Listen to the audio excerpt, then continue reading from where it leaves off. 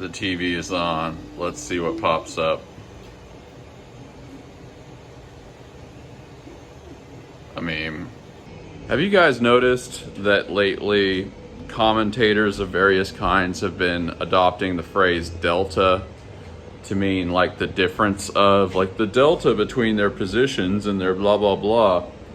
Like, that's a thing. Well, ultimately it's a thing from mathematics, but it's a thing I use in trading. And it's just funny that every so often the media co-opts some phrase that just makes them sound smart. Some term or phrase, like one that was an older one was in terms of. Now people can't even get a sentence out without saying in terms of. Like, you don't have to say that. These things used to be like useful and stuff, and now you're just like adopting a form of faux intellectualism. You're a bum, Rocky. You've always been a bum. Let's show you what we printed. D20 bank. This is a coin bank. The problem with these guys is they come loose super easy, but this one didn't, so that's nice. Another little shark. Something printed here, but I already forgot what. This hammerhead messed up last night because of a clog. And this one, which I tried to reprint, something went wrong with the filament here, so that's not great. You guys haven't seen this one. This is a full-size Einstein trash can, and it's printing good. Got a shark. That's the same shark from last time, and the saber-toothed tiger skull, which is larger than life size, is about halfway done, I would say. Here is the David can you saw in the last episode. A brilliant color of red. Originally, somebody just ordered my David can in red. I took pictures of it and made it a product. And now people are liking it. It's just got a weird pop culture, vapor wavy thing to it or something. Everybody gets a free trash bag. All right, got a couple of packages to take to the clients, and that's what we're gonna do. Packages delivered. Back at the shop, a few more things to package before the mailman gets here today. And the big reveal, King Chi reigns supreme. I'm gonna be honest, I did not feel like painting this last night, and I almost didn't. But the customer will be happy that it got it, earlier than it would have otherwise. The last payment for the new batch of plastic just came through. All 3 payments completed. And actually, this batch was cheaper than the last one. I think the last batch of plastic was $5,700, and this one was $5,300. I have no idea why that price would go down, but I'll take it. And they even gave me a delivery day, which is Tuesday, next Tuesday. So I think we can make it. We have very little plastic left over, but we do have some stuff kind of saved up on the racks, random plastic. And we have some still on the wall back here. So I think we'll be all right. Got another big old Sharko. We're gonna put some eyes on this guy. Couple of ukulele hangers. This is one of the first things I ever listed for sale on Etsy. Okay, it's officially coffee time. Just take those old records off the shelf. Somebody put a garage sale sign right by the shop. Maybe I'll have to go there. I think I'm gonna skip the coffee today. You can't just get coffee every day. Plus I already had coffee. And I've got those sugar-free sodas I got last night, which some of them have caffeine. So we're just gonna let the field lie fallow today.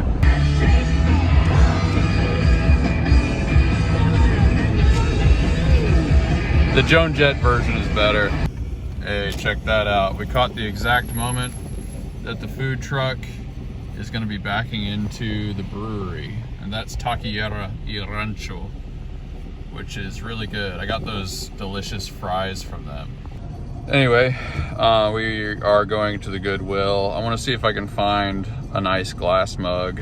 That one broke the other day, and I maybe could use it, but it'd be better just to have a new one. Plus, it'd be nice to find a tape deck as well. There's a little chihuahua back there. Very cute.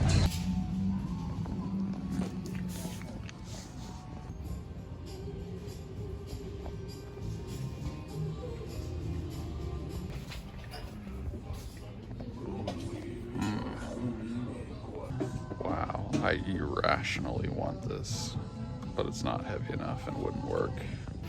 Here's a strange item. These are like filters for some kind of light or something. Those big pictures were pretty nice. The one I really wanted though was like $13, and it's like the other two weren't very heavy, so I got this. This is shockingly heavy. It doesn't seem like it would be, but that is not gonna move. Remember, the filament is gonna run in between these handles and stuff, so there's gonna be some tension, and the things have to actually be heavy. I think while I'm out, I'm actually gonna get the stuff to make tacos. It's been a while, and like, they're so good. Las Potosinas Meat Market.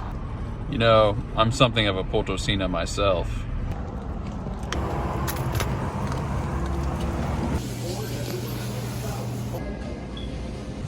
Always a good score from this place.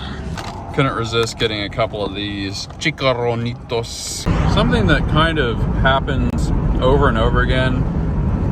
You can see this in hipster culture specifically, but it's not just them. Like, rich upper classes appropriate the cultures of lower class people. You know, with the hipster thing, it's like they're buying like vintage clothing, which kind of mimics old hand-me-down clothing. They also go thrifting a lot, which I guess I do. I'm not really throwing shade. But one food that has never... Barbecue is another one like this. Barbecue is a lower class thing, and then it kind of became mainstream, and then now there's all these hipster barbecue places. But what I was gonna say, pork rinds or chicharrones are one thing that is a poor people food that has not been appropriated like at all. If so, you would go to Austin and see these shops that have like artisan pork rinds, and it'd be like a totally different thing, and they'd have fancy names and stuff, and the decorations in the shops would be so nice.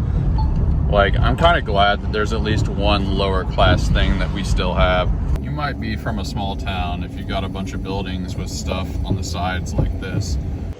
Back at the shop, took a little chance on this cheese, but I just tried it and it is super good.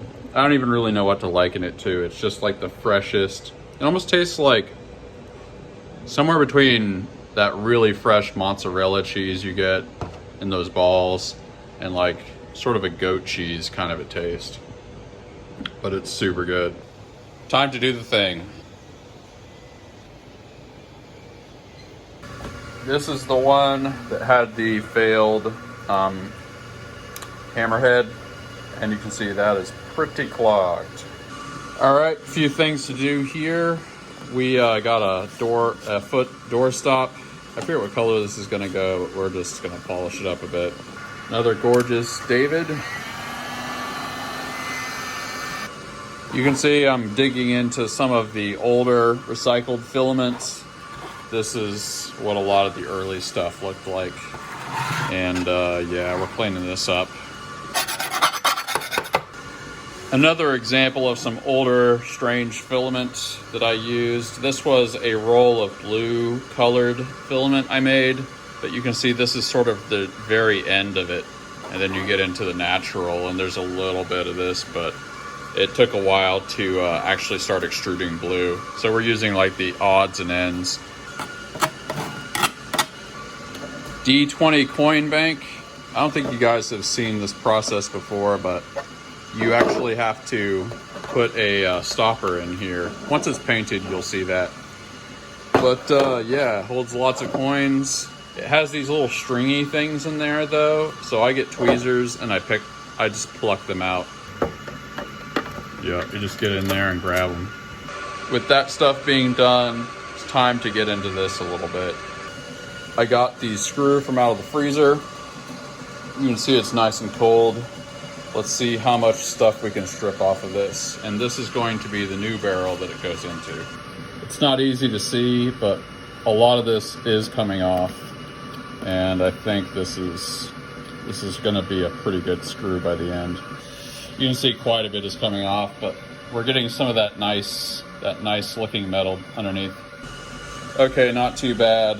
You can see there's really nothing on those rungs or whatever they would be called. There we go. That looks perfectly serviceable. Okay, the new barrel is good and hot. You can even see there's a little bit of smoke coming off of it because of this burnt plastic. Time to see what's inside. Lefty loosey. Getting nice and warm. Plastic starting to come out. Here we go. Let's get it.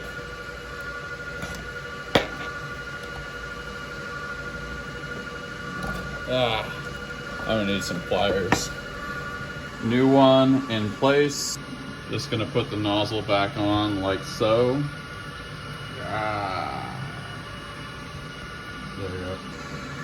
There we go. The new screw is installed. Remember, you can't say new screw without saying new screw. Now, some astute observers might be asking, why did you have to pull out the old screw in that barrel? Well, here's why. In case you can't tell, that thing straight up broke off, and it's supposed to have this end on it. You will notice this does not, because it's broke. So that's why. It's been long enough since this happened that I literally don't remember how this happened, and I can't imagine how it would happen. I guess this must have been run when it wasn't hot, and the motor just straight up broke the auger screw in half. Time to do the motor part of it. It's gonna go in this housing. Longtime viewers will recognize this process. Before we get into this, I've got to grab some plastic to dehydrate to make into filament, and you'll see how much we got left. As you can see, getting pretty low. We can see the bottom. So I think there's 1 or 2 more loads of plastic. Man, there might only be 1 more load of plastic in here.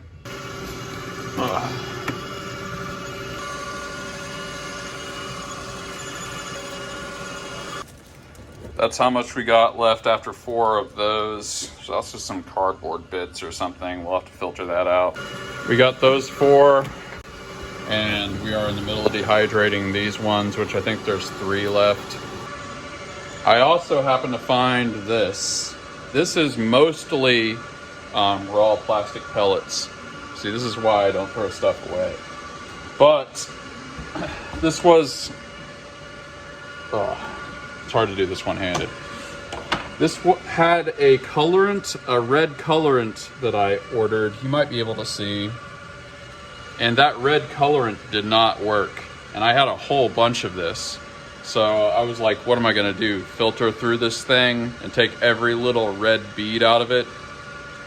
And that's exactly what we're gonna do. Okay, back to this. We've got all the stuff. This should go off without a hitch.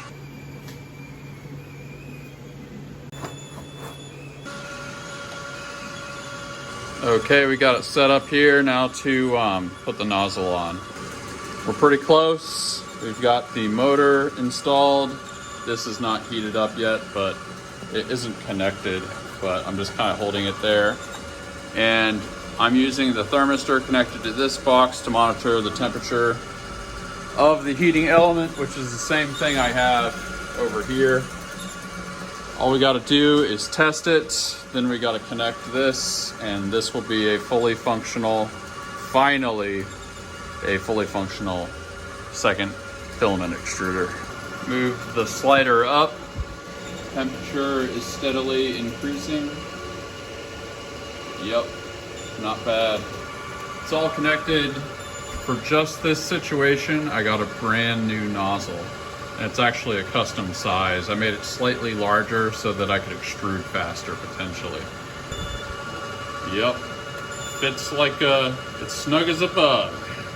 I've been working for about 3 hours and I cannot figure out why this would be, but apparently this, when hooked up to the motor, will not work. The motor won't turn, nothing happens at all, which is strange because I'm setting it up the exact same way I did over here, or at least I have before. So I'm going to have to deal with this tomorrow because what I got to do is take the motor out of the housing again and disconnect the barrel, because I guess it's theoretically possible that the motor's trying to turn but it's not making any sound because it's locked in place because of something having to do with the barrel being attached to it. It doesn't really make sense, but I need to just test the motor by itself. And I'm pretty done with the day because that was not something I was expecting to take a long time. Yep. Fortunately, there's no reason I had to have this filament setup working today. So nobody's gonna be disappointed, nothing really bad is gonna happen. But yeah, time to do all the end of the day closing stuff. Oh wait, I figured out what it is. This is a DC motor. And if you're connecting it to the wall is AC. I mean, I would still expect it to kind of do something or move, but yeah, that's what it is.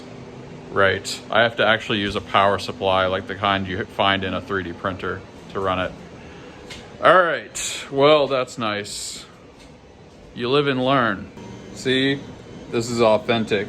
I'm not just posting the stuff that makes me look good.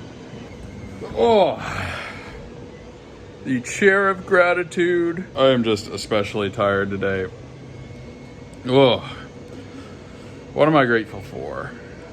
I would say I'm grateful that almost everything with the new filament setup went off without a hitch. The only thing not being is that I forgot that the motor is DC instead of AC. It's been a while since I did that. I've spent a good amount of time identifying filament that I can use. It's really, really comforting. It's like beyond comforting to know that that new shipment is coming on Tuesday. Really, the only thing that can screw it up at this point is like some weird trucking thing. You guys will see. This comes in a semi truck. They drop it off in the back, actually. So I'm really grateful that that's coming. I'm grateful that I'm pretty sure I'm going to have enough filament to carry me through the weekend at least, and probably Monday as well. And I've been working my butt off on all of these orders, so we're not super far behind, even if we got put behind a day. So that's very, very comforting. It's a very good feeling to know that, like, there's a reason you work harder than you think you need to work, because, like, there's always stuff that comes up. There's always stuff you don't plan on. And I could have planned on this better, but we've got cushion. We're fine. Those are my points of gratitude for the day. As always, write what you're grateful for in the comments. I'll read it. I will perhaps respond, and you'll probably get a heart, especially if you deserve it. Peace.